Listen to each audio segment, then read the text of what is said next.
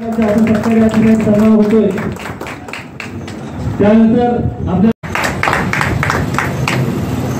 आपल्या तालुक्याचे पाणी पुरवठ्याचे कमी होणार मध्ये पण आणि ठीक आहे. आता सगळे 2 मजला बिल्डिंग किंवा 1 मजला बिल्डिंग प्रॉब्लेम आहे ते 2 दिवसात कंप्लीट करून घ्या. आणि प्रथम हप्ता जे आहे 41 लोकांना गेले. आधारचे ज्यांचे प्रॉब्लेम आहे 2 दिवसात सॉल्व्ह करा. 100% लोकांना प्रथम हप्ता सोडवा पुढच्या आठवड्यापर्यंत. मला काय सांगितले तुम्ही यावेळेस 2-3 दिवसात 100% आयुष्यमान कार्ड भारत कार्ड करा. पुढच्या आठवड्यात तुमचे जर 100% झाला कलेक्टर साहेबांना पुढच्या आठवड्यात घेऊन येऊ. पर्यंत जेवढी प्रस्ताव आहे तेवढी प्रस्ताव द्या. आम्ही सगळे प्रस्ताव जे आहे पालकमंत्री महोदयांकडे पाठवू, म्हणजे डीपीडीसीकडे पाठवू.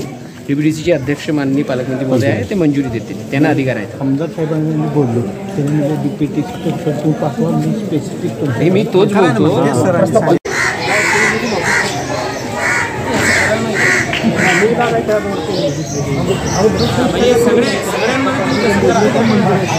आता बघा आम्ही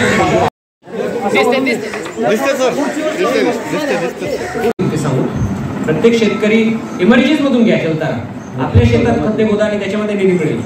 आता रेशीमचे बऱ्यापैकी अनुदान शासन देत आहे. त्याच्यामध्ये मला वाटतं आता 9-10 शेतकरी रेशीममध्ये पण ते क्लस्टर बांधलं पाहिजे.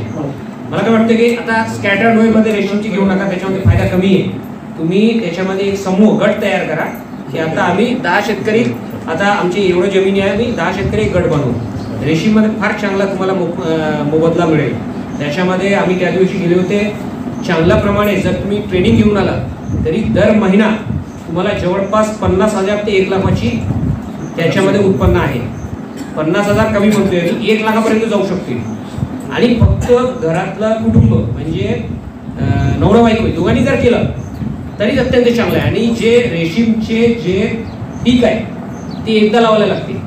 त्याच्यानंतर त्यांना वापरा ते आपसा ग्रो करतील. पाणी जास्त लागत नाही आणि पाऊसही जास्त पडले तरी त्याची नुकसान होत नाही. म्हणजे एकदम रेजिस्टंट क्रॉप आहे. मी असं नाही म्हणतो तुम्ही आता जे करतात ते बंद करा, तसं नाही. पण डायव्हर्सिफिकेशन करायला पाहिजे. एक क्रॉपवर आधारित जर राहिले, एक पीक जर आधारित राहिले तरी ते म्हणजे प्रकृतीच्या जे नियम आहे त्याच्यावर तुम्हाला भरोसा ठेवून ते चालणार नाही. ठीक आहे ना. कारण आता पाऊस कधी येऊ शकते. आता तुम्हाला सगळ्यांना माहिती आहे प्री मॉन्सूनमध्ये एवढं पाऊस पडले बरेचसे नुकसान झालं बरं का. तर तसा त्या पद्धतीने करा. आणि मनरेगाचे पण रोजगार हमीचे जास्तीत जास्त वापर करा. पण कामे घेत असताना 60-40 चे रेशिओमध्ये कामे प्रस्तावित करा. कारण हे रेशिओ बिघडले तर आता बघा किती दिवसापासून पैसे येणे बंद आहे. नुकसान कोणाचं आहे? व्हिडिओचे आहे की जिल्हा परिषदेचे आहे? आपलंच आहे. तर तसं गाव म्हणून एक ठराव घ्या की बाबा आम्ही 60-40 चे रेशिओमध्ये बसूनच काम बऱ्यापैकी काम होऊ शकते. शेततळे होतोय, सगळे काम होतोय. आता फळबागाचे आता मास्टर काढायला काही हरकत नाही बरं का. तर फळबागाचे काम घ्या. घरकुलाचे प्रत्येक घरकुल लाभार्थ्याला 28,000 रुपये मिळतोय एमआरजीएस मध्ये, रोजगार हमीमध्ये. हे म्हणजे एमआरजीएसची 4 हप्ता हे बघडून 28,000 रुपये मिळतोय. तरी माझी विनंती आहे, इकडे रोजगार सेवक पण आहे, शेवटचे हप्ता जिथपर्यंत पडत नाही म्हणजे एकदम लास्ट हप्ता ते पडण्याच्या अगोदर त्यांची 28,000 रुपये त्यांची बँक खात्यात जमा झाली पाहिजे. कारण 4था हप्ता तुम्हाला घरकुलमध्ये पडले तरी ते मस्टर्ड ते काढू शकत नाही. त्याच्यानंतर किंवा मस्टर्डचे काही हे अगोदर हे जर झाले तर ते क्लोज करू शकत नाही. तरी त्याची ताळमेळ पण आवश्यक आहे. आणि 24-25 मध्ये ज्या ज्या लोकांना घरकुले मंजूर आहे हे लक्षात घ्या. 24-25 याच्या अगोदरचे नाही. 24-25 पासून ज्यांना घरकुले मंजूर आहे त्यांना शासनाने, महाराष्ट्र शासनाने आता अजून जेवढा निधी मिळतोय त्याच्याही पलीकडे 50,000 रुपये एक्स्ट्रा मिळतोय. ते तुम्हाला जे 4था हप्ता आहे अगोदर 5,000 रुपयाची होती सगळ्यांना माहिती आहे. आता ते 55,000 आहे.